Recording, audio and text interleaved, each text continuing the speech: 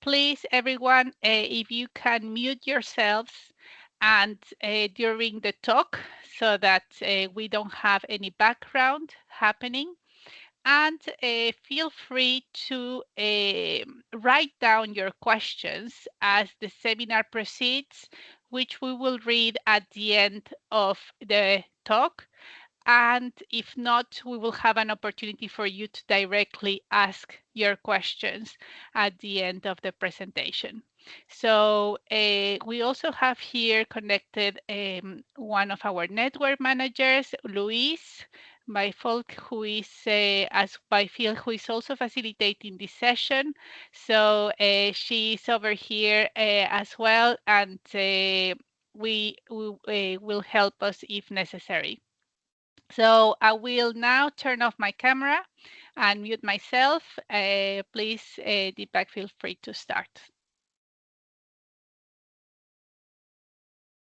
I think you are on mute. Yes, Okay. thank you very much. It should be okay now. Do you hear me Yes, well? yes.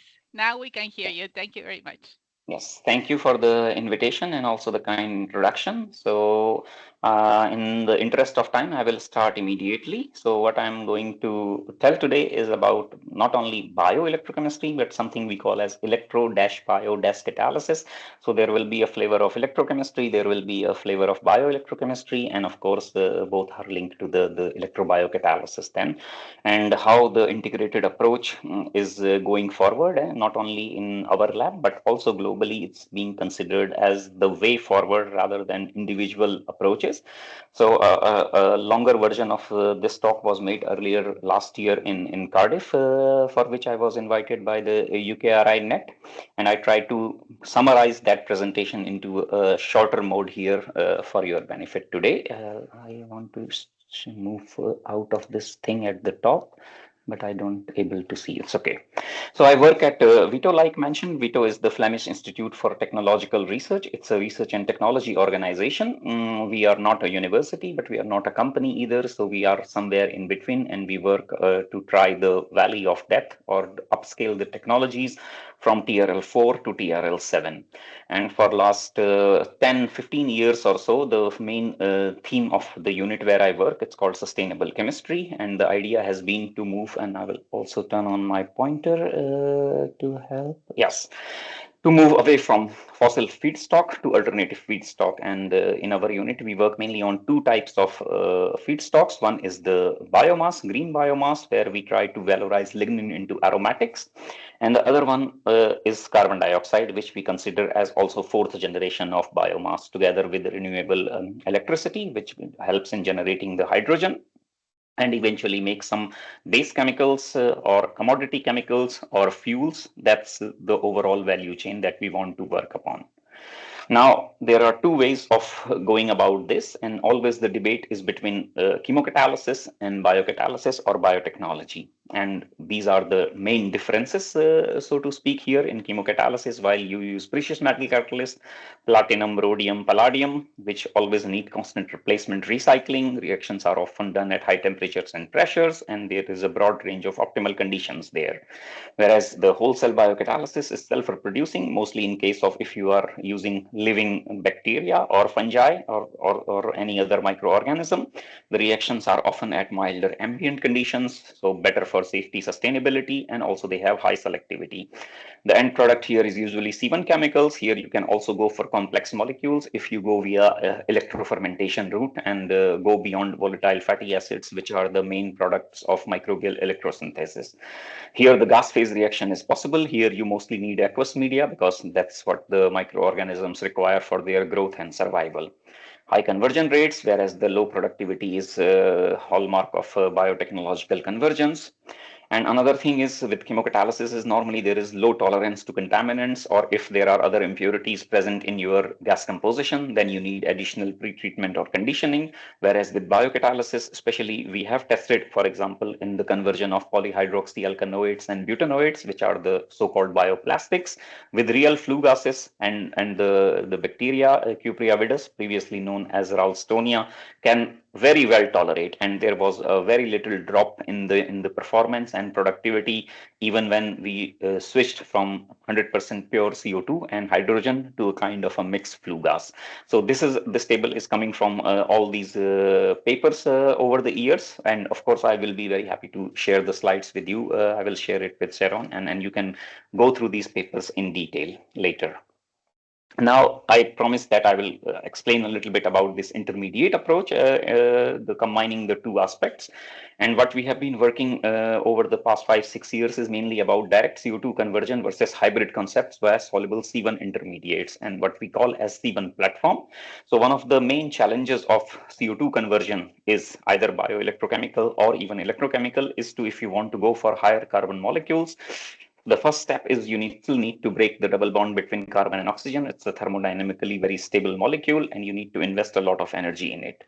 But if one way or the other you are able to convert this CO2 into a C1 molecule, for instance, in this case carbon monoxide or methane, then or methanol, then the path becomes slightly easier, because once you have these base products, then in the second step you can go for classical fermentation even at high pressures, and then you can directly make polymers, proteins such as single cell protein, or organic acids C4, C5, C6, or even fuel molecules like ethanol and butanol.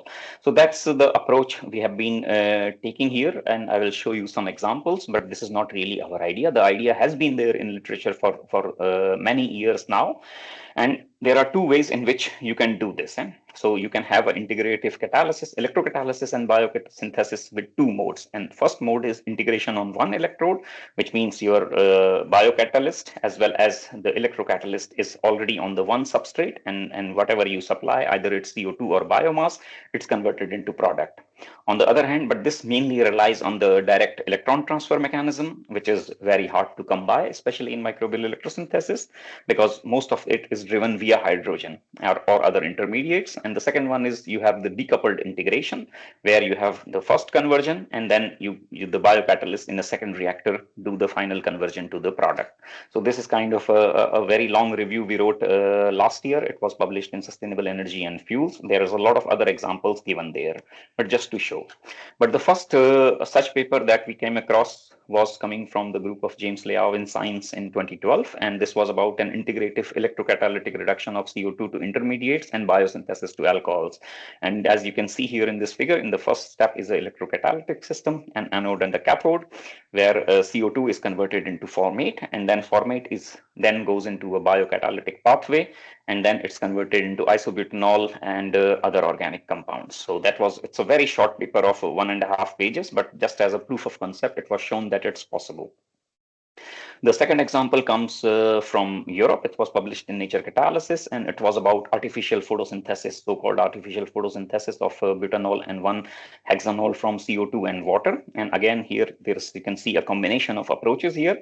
Here you have a classical CO2 and water electrolyzer and an anode and the cathode, which is being powered by photovoltaic, so the power of the sunlight. And eventually what they are making is carbon monoxide, again a C1 platform molecule, as I mentioned previously, which goes into a bioreactor, and the end product is butanol and hexanol. They also give some numbers about the electricity that is needed for 45 G per kilowatt hour to make this amount.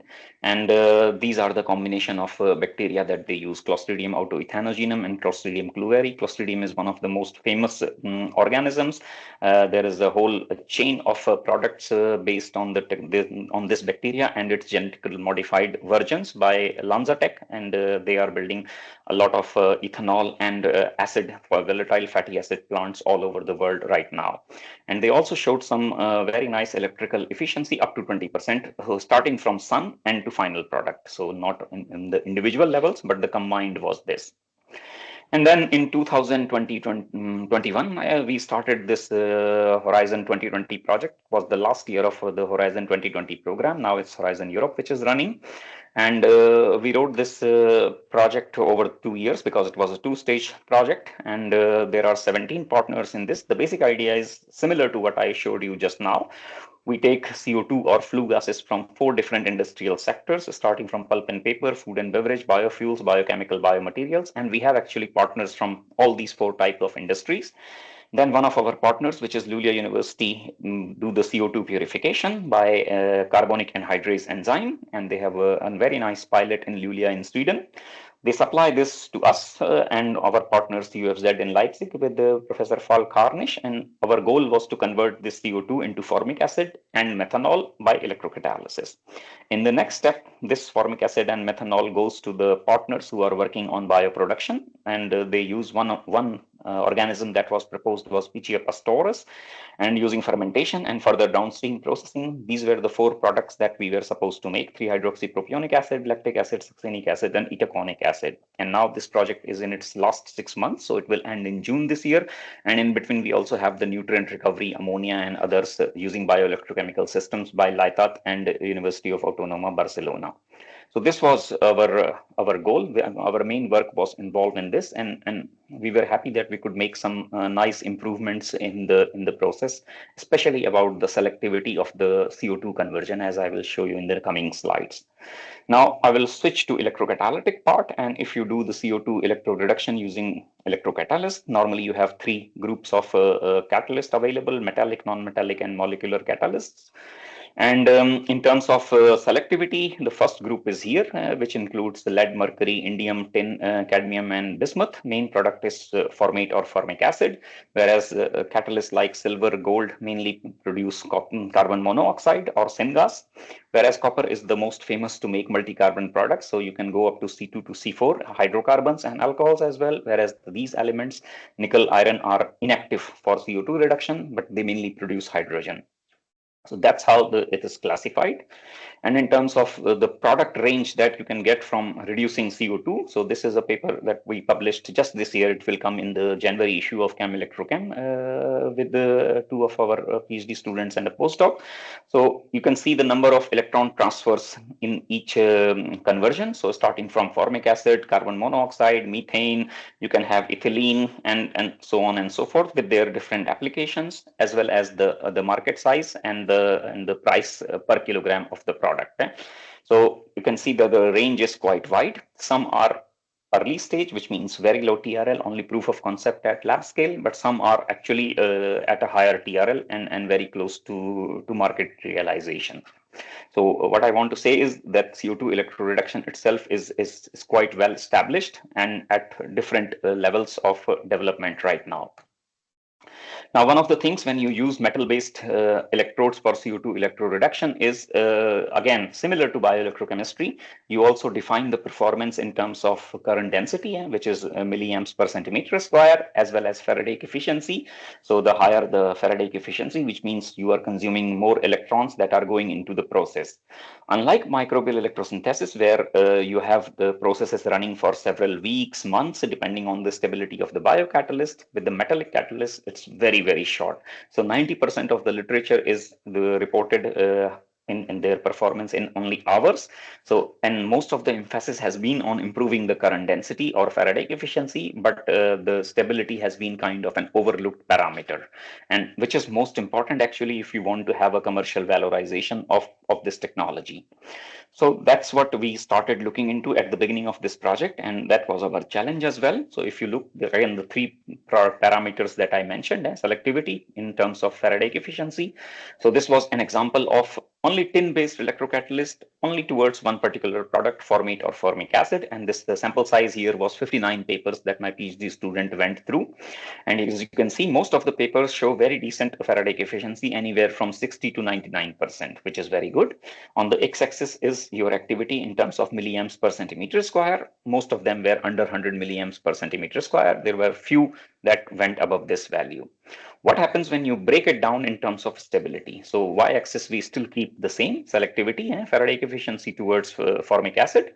And as you see, it's pretty high, but then you see the stability here this is 480 hours. So this is between 10 and 100 hours where the most of the studies were focused on.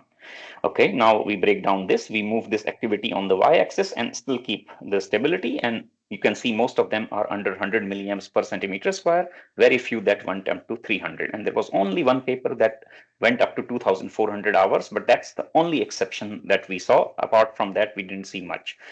Now, what you want is all these values to be somewhere here, same here, and as high, because if you, by comparison, if you take the example of water electrolysis, there the stability you are talking of 40 to 80,000 hours, anywhere in between that range. So in terms of CO2 electroreduction, you always have to make a trade-off between this selectivity, activity, and stability. And there is very nice, urgent need for evaluation in terms of stability, also for industrially relevant operating conditions. So with this one, and also there are several reasons why the stability is a challenge, because once you have put your electrocatalyst on the electrode surface and you start the electrolysis process, during the process itself, several of these phenomena happens. So you might have particle detachment, so electrocatalyst losing from the surface and going into the electrolyte. It might solubilize. You might have pulverization, where you start with a very nice structure of, for instance, copper, but after a few hours of electrolysis, it remains so small, or it changes its shape and morphology and then loses its activity. And the main problem is not no, the one of these phenomena is not happening independently. Several of them are happening at the same time. So it becomes quite tricky to, first of all, identify the reason for the degradation, but then once you know, then how to control it. So that was the challenge that we started with. And one of the things that we have been working for quite a lot of time in microbial fuel cells, microbial electrolysis cell, as well as microbial electrosynthesis, is the development of gas diffusion electrodes, which is one of the key components of the whole process. And I don't need to, because I think the audience knows how a gas diffusion electrode looks like, how it works, but we have a lot of expertise, but also the infrastructure to make them at a very high level. So this is just a breakdown of GDE and the components and the parameters that influence its performance, right? So as I mentioned, so this is how a typical gas diffusion electrode looks like. You have a gas diffusion layer through which the gas passes, then it comes to the catalyst layer where the reaction happens, and then you need a current collector.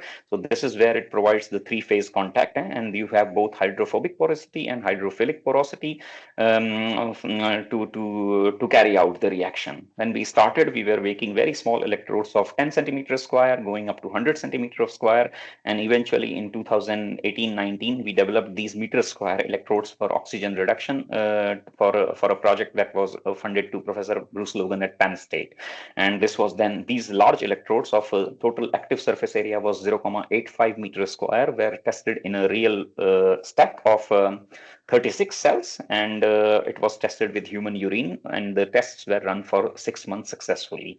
So this was a very nice development that we did, and we also have a patent of, I think we have 6 granted patents on development of the gas diffusion electrodes for different applications, and 4 more are in the pipeline in terms of granting. And as I mentioned, we have this nice infrastructure to make these electrodes, so including particle synthesis, mixing, sizing, hot presses, cold presses. It's there. In terms of TRL, we are almost at TRL 7 to make the electrodes.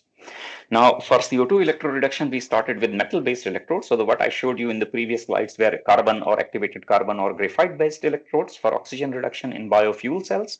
Now we are talking of metal-based electrodes for, I'll also keep an eye, okay, we have time.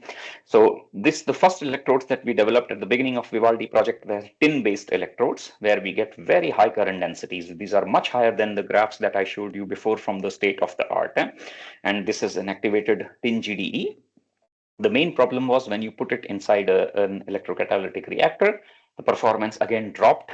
In a matter of 80 hours, we lost like 60%, 70% of the performance towards CO2 electroreduction. So nevertheless, how to make the metal-based electrodes without any carbon, that patent we already got in 2022. We filed it, and it should be granted very soon now. Now, when we analyze why we were losing the performance, like I mentioned, so one of the reasons was we were losing tin on the surface, but we were also seeing some deposition of iron, chromium, aluminum from dissolved stainless steel, because our cell holder was made of stainless steel on the surface of the electrode.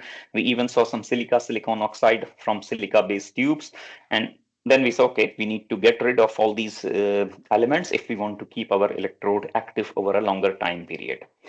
So then we started doing a lot of trial and error methods over a long period of time. What you see here is a 1,000-hour test for tin GDE, and what you see here, we start a very nice 90% Faraday efficiency towards formic acid, and this blue bar, and the green is hydrogen. But over time it drops, and after you see 250, there is a sudden drastic drop in its performance, going as low as 20%, and then it only makes hydrogen and very little formic acid. The dark blue one is carbon monoxide, by the way. So then we started changing some parameters here. For example, one of the things that we noticed is because of accumulation of this formic acid, the pH went down. So we were working in alkaline conditions. So we started replacing the electrolyte bottle, and this helped us in improving the performance somewhat. And so we could get better than more than half of what we were originally at. But this did not solve all the issues. The salt deposition on the electrode surface was still challenging. And for that, we started changing the polarity of the electrode. We call it electrochemical pulsing. And after this pulsing, after you see several cycles of applying these pulses, the performance was almost restored to its original value. Now, as I said, this was still the trial and error method, and all the time we run the cell at the same current density of 100 milliamps per centimeter square. Then once we have done this with tin, we thought, okay, let's try to use all the knowledge that we get from this previous graph to another set of electrode, which was bismuth based. And here we never let it drop below 80%, as you can see here. So we could very stably run this at a very high current density and very high Faraday efficiency. Only in between, when we changed the concentration of the electrolyte, then we saw a drop, but that was also restored. And now we have data for almost 4,000 hours of this cell's operation. This manuscript is actually submitted now and under review at the moment. Encouraged by these results on tin and bismuth, we then made other metal-based electrodes called silver for carbon monoxide and copper for ethanol type of products. So these are under investigation in different projects. And then eventually in the same project Vivaldi, we also upscaled our electrolyzer, not only the electrodes, from 10 centimeters square to 400 centimeters square, and we designed this pilot scale electrolyzer, TRL5 you can say, and these are the operating conditions in which it was operated. This is how the cell looks like. This is the electrode surface area from the catalyst side. This is from the gas diffusion layer side, and this is how it looks connected all together. And we did see we could run it in immediately up to 60, more than 70% concentration towards formate, and now we are still optimizing it for a long-term operation. Then this was the first part, but as I promised, we wanted to use this formic acid derived from CO2 and electro-reduced to formic acid into a bioreactor. And in this case, we did supply our formic acid that we produced to our partners at UAB, who then, and here you can see this is with the formic acid, and then when we added formic acid to their biocatalyst, the performance was much improved for 3-hydroxypropionate. So this is one example. Then our other partner was from Austria, Boku, and they did show organic acid production in synthetic autotrophic Comagatalla fafi. And here they could make itaconic acid and lactic acid, also based on formic acid or methanol derived from CO2. The same, they published this in Nature Communication. This was one of the last results that I obtained from them. So then this is how we foresee how the future will look like. So you have three different ways of engineering this thing. You can do either everything in one pot, and you have the electrocatalytic conversion happening here, CO2 to formate, and on the same reactor you also introduce your biocatalyst, which then convert your formate to desired products. You can also put it in this shape, or you can have into two different reactors, where you have first CO2 converted to formate, then you up concentrate it, and then take it to the bioreactor. So this is an example coming, or the idea was coming from Falk Harnisch group, and they are actually evaluating all these reactor types right now. So now I'm coming to the end of the presentation. So I thought I was able to show you that both bio and chemo and electrocatalysis are feasible and beneficial. And there are only few catalysts right now for CO2 electrode reduction which show stability for more than 1,000 hours. But that is one of the main criteria or reason for limiting the commercialization of this technology. The electrodes that we developed, tin and bismuth based for formic acid and silver based for carbon monoxide, have already shown more than 2,000, even 4,000 hours of operation. And in situ chemical stability of these catalysts is really necessary, and we have shown its stable operation. And finally, the promotion of coexisting abiotic catalyst lies in electrocatalytic production of hydrogen, which is also relevant for the microbial electrosynthesis approach several of you are also investigating. And with this, I would like to introduce you to the new project that started on 1st of January. It's a Marie Curie doctoral network called Trampoline, coordinated by University of Autonoma Barcelona, where we are 10 PhDs will be hired. Applications are on. 31st January is the deadline, and these will be hosted at all these universities and RTOs. Tampere University, Aarhus, UFZ, Wageningen, Vito, UAB. So of course, as you must have guessed by now, so the PhD who will be hosted at Vito will be working on with me on developing gas diffusion electrodes, but non-carbon based and non-PTFE based, because we want to avoid the use of fluorine in our electrodes. And application deadlines are open, so you can check this out. It's a very well funded, as you might know already from about MSCA programs. And if you know or students are interested, please apply. You have 10 PhD positions. One student can apply up to 4 of them. And yeah, we hope to see many of the applications from UK and EBNet network as well. With this, I would like to thank you for your attention and also show you the colleagues actually who worked on these projects or are still working in some of them right now. Thank you. I think I was in time. Thank you very much, Deepak, for your presentation, which really showcased this topic of bioelectrochemical or biosynthesis of CO2 conversion. And it was really nice to see the pilot scale systems that you are developing over in B2. So now we have the opportunity for questions, and I wanted to open the floor to see if there is anyone with questions. Please raise your hand if you like.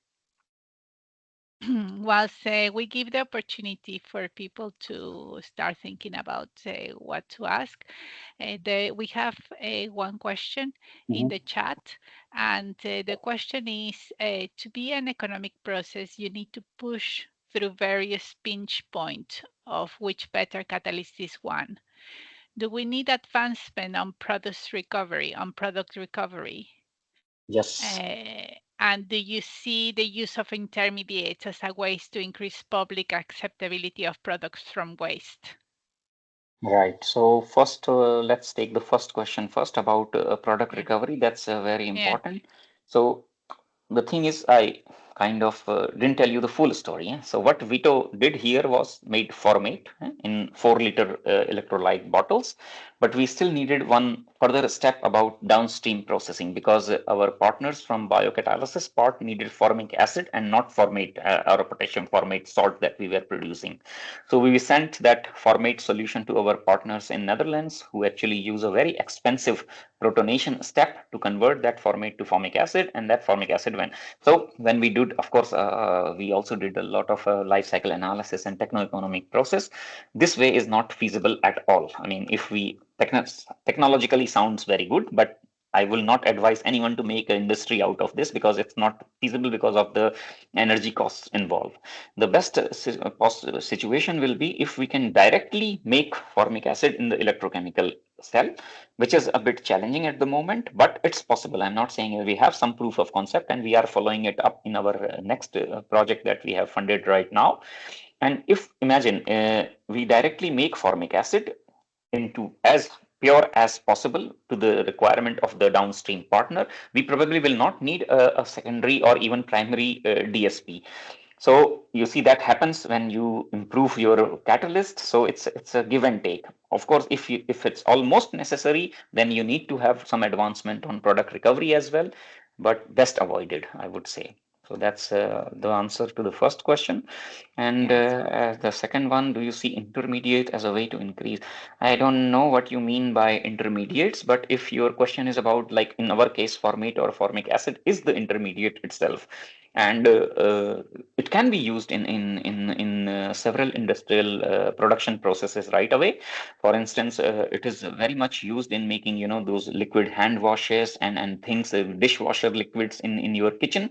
And there is a company in Belgium who is using this format from electrochemical, and yes, then of course they sell this as a premium, so it's in the Yeah. supermarket, you see those products, but then they are a little bit expensive than your Draft or another other product from Procter and Gamble and Unilever.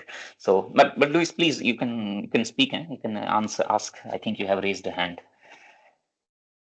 Is that okay? Yep. Yes. My second question was more about the public acceptability. Obviously, at EBNet, we're looking at using genuine waste like the sewage sludge Yeah. or agricultural waste, something that has a public negative sort of vibe to it. And you're talking about making it into a product. So at the beginning of your talk, you were talking about putting the product and the microbes together and then making the product directly. But by taking the waste, turning it into another compound, something completely different from what you started with, an intermediate product, and then using that to make the product, do you think that would make it more publicly acceptable to then use those products and not say to the end user, the public, oh, this comes from waste? You're saying, no, this comes from formate. Or this, because the more steps you put in, you don't want people putting it in their own minds that it's a direct connection, I think. I was Yeah, wondering yeah, about no, the social science view of this, for the acceptability of the end products that you're coming through with on this technology. yeah. No, I totally get your question, and this public acceptance is one of the key parameters that not only technology developers but policymakers are also struggling with. And I don't know. I mean, some of you might have heard the story. So one of the products that Bayer in the past made was polyols. Polyols were made from carbon dioxide, and those polyols were actually used to make foam that goes in your sleeping mattresses. And when they launched this product, I'm talking of almost 10 years ago, I heard this story in the European Commission by one of their speakers, and someone spread the rumor. Rumors spread very fast in this age and time, and someone, like, I don't know how it got out. They said, if you sleep on those mattresses, it starts emitting carbon monoxide in the night, and that might kill you. So that was so bad against their business case. It's scientifically proven it doesn't happen, but it's a public perception, and then it took them a lot of time, money, effort to change that perception. That these are completely safe materials, even though they are made from CO2. But it's already two steps down the value chain. It's not directly putting CO2 in your mattress, but so I understand your question. But there are people who are really working on this and how to evaluate public perception, but also mold it. So that goes without saying. And especially when you said waste material like sewage sludge or organic waste, there are actually large scale projects running in Europe right now, funded by Innovation Fund. But most of these end up in making a fuel. I just say like sustainable aviation fuel or those, which is not directly consumer, it's not coming in contact with your body or inside your home. So it's going either in your car or somewhere, and then should be okay, I think, if the end product is like that. Yes, so I mean, as you move into other products, this is the kind of thing that might crop up. So how important is cross-disciplinary or interdisciplinary working with you? Because it's very easy to silo in environmental biotechnology, and you have to draw in expertise from all different areas. Do you work with other departments on this? We do. Yeah, absolutely. We work with policymakers, and in most of the new projects, it's even mandated now. You need to have someone from techno-economic analysis, but previously it was only life cycle analysis. Now it's SLCA, which is social life cycle analysis, and the social aspect is becoming more and more important, actually. Thank you. Sorry, I'm taking up time. Yes, thank you. There is another question in the chat as well, and the question is from Maria Anam. No worries. Hi Deepak, really interesting talk. I just want to ask that conventional GDE really struggles to hold electrolyte and start leaking eventually. Is it something you have observed in your work? Sorry, I don't have a mic. Okay. No, it's okay. I get the question. No, yes, yes and no. Yes means when we develop these electrodes, yes, we do see some leakage, but then that's one of the challenges. So when I showed you this larger scale electrodes, meter square scale electrodes for Bruce Logan in US, in the first prototypes indeedly, and that was one of their conditions as well. So when you go from 100 centimeter square to a meter square electrode, there were only two criteria. One, it should not leak, and second, the current density should not drop by more than 10% going from this small electrode. So electron distribution should be very uniform. And yes, it was possible to make such electrodes which do not leak, even at, you can imagine, there was a very high pressure of electrolyte from the other side. You only have to put some spacers to keep our electrode in place, but otherwise it could run for 6 months without any leakage. The smaller cells, 100 centimeter square, we have already published in 2011 of almost 18 months operation. And I will also give you what is our benchmark. Our benchmark is 3 years. This number comes from conventional chlorine electrolysis, and I have seen those big commercial plants in Germany when I visited them, and I asked them, and they replace their electrodes once every 3 years. So if we can get our electrodes to operate for 3 years, I think that's already as good as the commercial electrodes that people are using for other applications. So no, it's the water leakage is not a problem for these electrodes. That's really good. Thank you, Deepak, for the answer. Do we have any other questions? Well, I think that that's more or less it. I would like to take this opportunity as well, Deepak, to make some announcements on the EBNet network. So we are going to have another session of a speaker, an invited speaker, to come and follow up on the talk that Deepak started this year. And this will be in March, and it will link with the week of biotechnology that the network is organizing between the 7th and 11th of March. Everyone is welcome. There's going to be seminars from all the working groups that are part of the Environmental Biotechnology Network, and we will be offering a webinar as well ourselves. If you have any suggestions or recommendations for people who would like to present, please feel free to send an email to the network managers or to myself, and we will take into account all your suggestions. Please join me to give a very big clap to Deepak for his presentation today. And I see one question from I Sonia, think there and is it's a important. latecomer now. Ashley, No. Craig, do you have a question? No, sorry, I was trying to clap. Okay, I think it was a clap. No, but there is one from Sonia in the chat. I can answer very Okay, quickly. Sonia, if you want to, from the Sonia in the chat, let me see.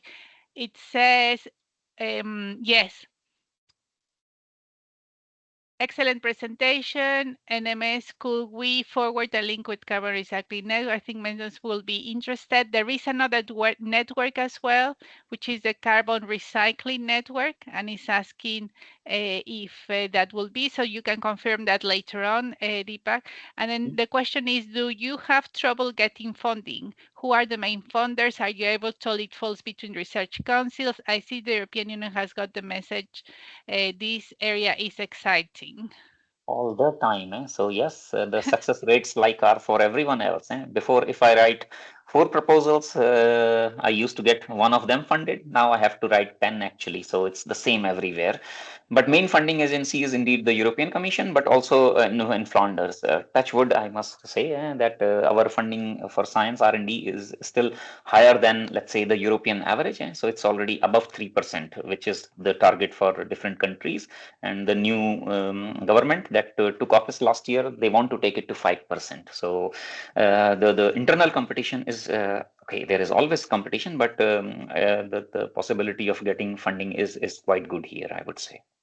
No, that's indeed something of a global phenomenon, but it's good that you have some good opportunities as well. And Vito is a research-intensive institute, so you definitely have, I think, facilities as well to conduct this type of research, excellent facilities over there. So do we have any other questions? Okay, so in the interest as well to know the people who connected, can you please raise your hand if you are working on bioelectrochemical systems yourself? If you can raise your hand right now, please, so that we get an idea of how many of you are interested on this topic and how many of you are actually currently working on this research area. Okay, so I think that we have, okay, so people are joining. So we have about 7 people working currently on bioelectrochemical systems. And I think there are about 25 on the chat. So there's a lot of people that could benefit from the PhD opportunities that you have announced, and that also, well, are interested on this area, and hopefully this has helped increase the understanding on the opportunities and the exciting research that is happening here. So I think without anything else to say, again, thanks very much, Deepak, for this presentation. And I wish everyone a nice afternoon, a nice day, and we shall see us in the next webinar. Thank you, Deepak. Thank you very much. Thank you. Have a nice afternoon. Bye-bye. You too. Bye-bye.